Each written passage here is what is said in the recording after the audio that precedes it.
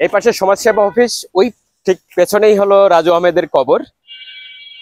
আমি এই রাস্তাটিতে দাঁড়িয়ে আছি, একটি জিনিস অবাক করার মতো, সেটি দেখুন যে নির্মাণ সামগ্রী রাস্তার অর্ধেকটা জুড়ে সাজানো। নির্মাণ সামগ্রী এখানে খোয়া পাথর সাজানো আছে রাস্তার অর্ধেকটা জুড়ে।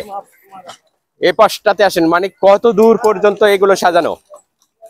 এ পাশটাতে আসেন যে এইখানে আবার বালি সাজানো, এইখানে বালি সাজানো। এখানে একটা বহুতল ভবনের নির্মাণ কাজ চলছে। এই যে একটা বহুতল ভবনের নির্মাণ কাজ চলছে, বহুতল ভবনের নির্মাণ কাজের সামগ্রী হয়তো বা হবে। আশেপাশে গুলো সাজানো, এখানে বালি, এখান থেকে মাটি উঠিয়ে রাস্তায় সাজানো হয়েছে। এই দেখেন অনেক জায়গা জুড়ে, ওপাশে আবার বালি, অনেক জায়গা জুড়ে। এখানে এই নির্মাণের যে প্রতিষ্ঠানটা হচ্ছে, একটা বহুতল ভবন হচ্ছে। এই বহুতল ভবনের ওখান থেকে গর্ত করে মাটি খুঁড়ে তারপরে পাথর খুঁড়ে এখানে এভাবে রেখে দেওয়া হয়েছে। একটু আগান, একটু আগালে পরে এইখানে আবার দেখেন এপাশে বালি, রাস্তার অনেকাংশ দখল করে এপাশে আবার বালি, এপাশেও বালি এবং খোয়া। এটা হলো এই পাশ দিয়ে একটা ড্রেন হচ্ছে, সেই ড্রেনের সামগ্রী শুনেছি। সেই ড্রেনের পাথর, ইট এদিককার রাস্তা জুড়ে রাখা হয়েছে।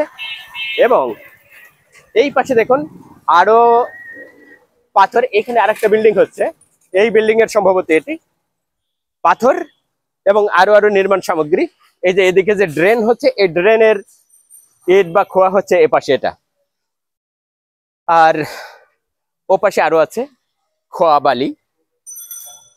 মানে একটা ছোট্ট রাস্তার ভেতরে যেখানে দুইটা রিক্সা পাশাপাশি যেতে পারে বা দুইটা ভ্যান পাশাপাশি যেতে পারে, সেই রকমের একটি রাস্তার উভয় পাশে একেবারে নির্মাণ সামগ্রী দিয়ে একেবারে মানে স্তূপ করে রাখা হয়েছে। নির্মাণ সামগ্রী কোথাও কোনো বাদ নাই, ও পাশে নির্মাণ সামগ্রী, এ পাশে নির্মাণ সামগ্রী। তাহলে রিক্সা ভ্যান গুলো কোথায় কিভাবে যাবে, যানবাহন গুলো কিভাবে যাবে, সাইকেল মোটরসাইকেল গুলো কিভাবে যাবে, এবং মানুষ পথচারীরা কিভাবে হাঁটাচলা করবে।